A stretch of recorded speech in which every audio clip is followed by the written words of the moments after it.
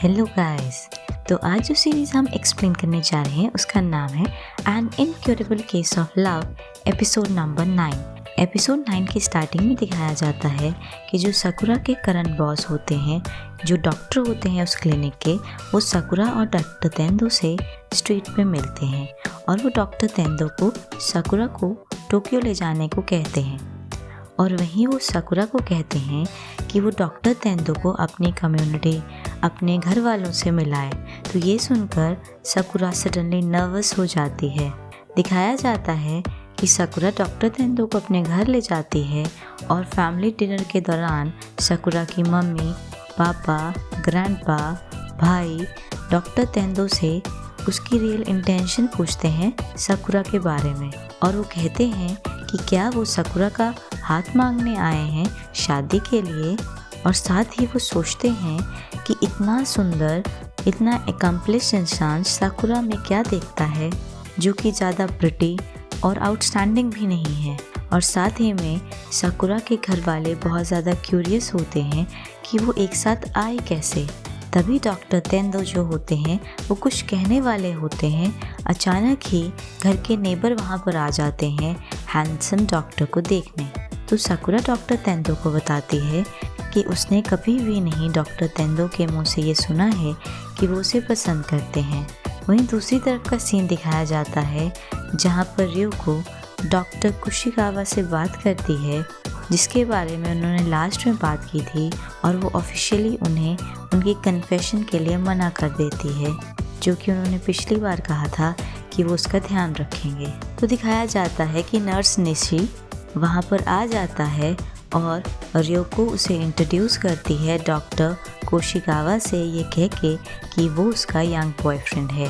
दिखाया जाता है दूसरी ही तरफ साकुरा के पापा और डॉक्टर तेंदो ड्रिंक करते हैं एक साथ। और साथ ही में साकुरा के पापा डॉक्टर तेंदो को कहते हैं कि साकुरा अब उनकी केयर में है। और साथ ही में वो साकुरा को बताते हैं कि साकुरा एक अच्छी लड़की है जो हमेशा हर काम को फिनिश करने की कोशिश करती है, चाहे उसे कितनी भी प्रॉब्लम हो, कितनी भी मेहनत करने पड़े, वो कभी भी इजीली गिव अप नहीं करती। तभी दिखाया जाता है कि साकुरा और डॉक्टर तेंदो वॉक कर रहे होते हैं। तभी उनके नोटिस में आता है कि जिस छोटे क्लिनिक में साकुरा काम करती है वहाँ पर अभी भी लाइट चल रही है। तो जब साकुरा डॉक्टर तेंदो के साथ उस क्लिनिक के अंदर जाती है तो उन्हें वो डॉक्टर ज़मीन पर पड़े मिलते हैं और वो एक बॉटल की तरफ अपना हाथ बढ़ा रहे होते हैं जो कि मॉर्फिन की होती है, जो कि नीचे गिर गई होती है। तो वहीं उस क्लिनिक के डॉक्टर ये कन्फेस करते हैं कि वो लास्ट स्टेज ऑफ कैंसर पे हैं और वो जल्दी ही मरने वाले हैं।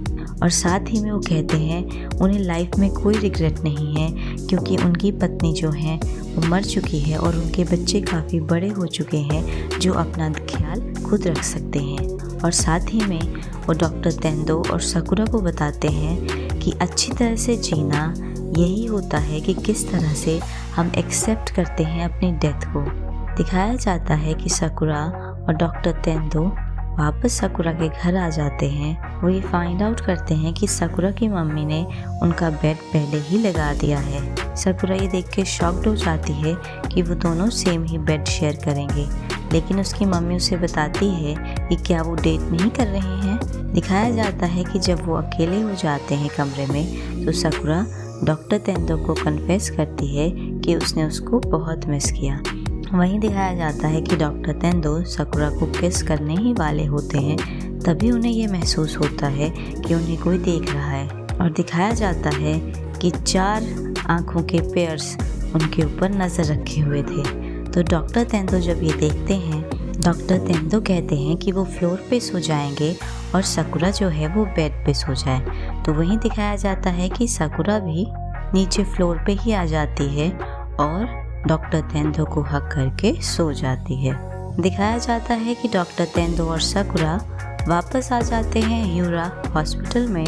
सारे साकुरा को देख के बहुत खुश होते हैं और यहाँ तक कि सकाई की आंखों में भी आंसू आ जाते हैं। तो साकुरा उसे हक करती है। सब नोटिस करते हैं कि साकुरा पहले के कंपैरिजन में अब ज़्यादा खुश नज़र आ रही थी।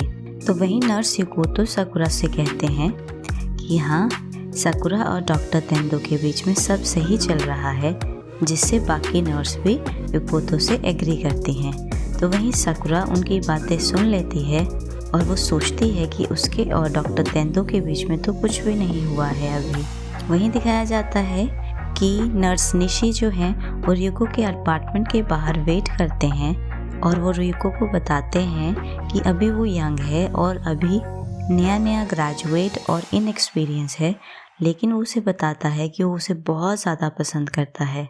वहीं रियुको उसे कहती है कि उसे सिर्फ शब्द ही नहीं चाहिए, इस वक्त उसकी लाइफ में उसे एक्शन चाहिए।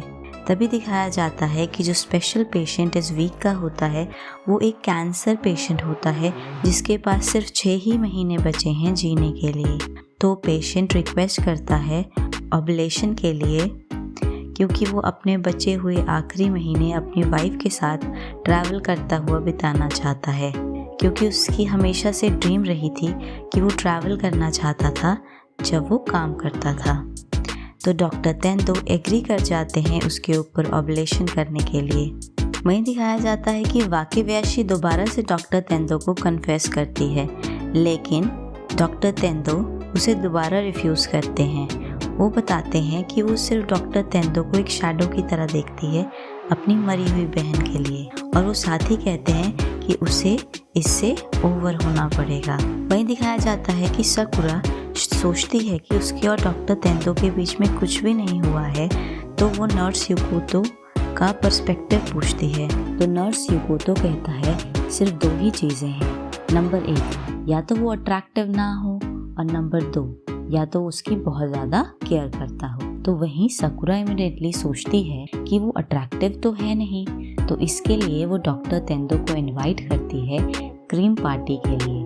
तो दिखाया जाता है कि डॉक्टर तेंदो साकुरा के फ्लैट पे आते हैं और देखते हैं कि वो बहुत अट्रैक्टिव ढंग से ड्रेसअप हो रखी है, और साथ ही में उसने अपने टेबल पे बहुत सारे क्रीमी चीज़ें बना रखी हैं। साथ में पूरी की पूरी सराउंडिंग में बहुत अच्छी कैंडल लगा रखी हैं। तो दिखाया जाता है साकुरा काफ़ी अट्रैक्टिव ढंग से डॉक्टर तेंदो से बात करने की कोशिश करती है, लेकिन डॉक्टर तेंदो बिल्कुल चुप होते हैं और वो अपने क्रोकेस खा रहे होते हैं। तो तभी दिखाया जाता है कि साकुरा कहती है कि वो बात लेने जा रही है। तभी डॉक्टर तेंदो फाइनली उससे कहते हैं कि साकुरा जो है वो एक्टिंग नहीं कर सकती, और वो खड़े हो जाते हैं और साकुरा को बेड की तरफ पुश करते हैं और किस करने की कोशिश करते हैं, और तभी अचानक ड्रंक रियुको वहाँ पर पहुँच जाती है।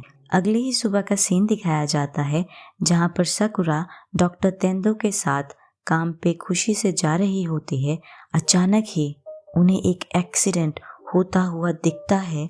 एक अचानक ही कार आती है और वो काफ़ी लोगों को घायल कर देती है, जिसमें डॉक्टर तेंदो और साकुरा उनकी हेल्प करते हैं और वो भी एक्सीडेंट में हर्ट हो जाते हैं।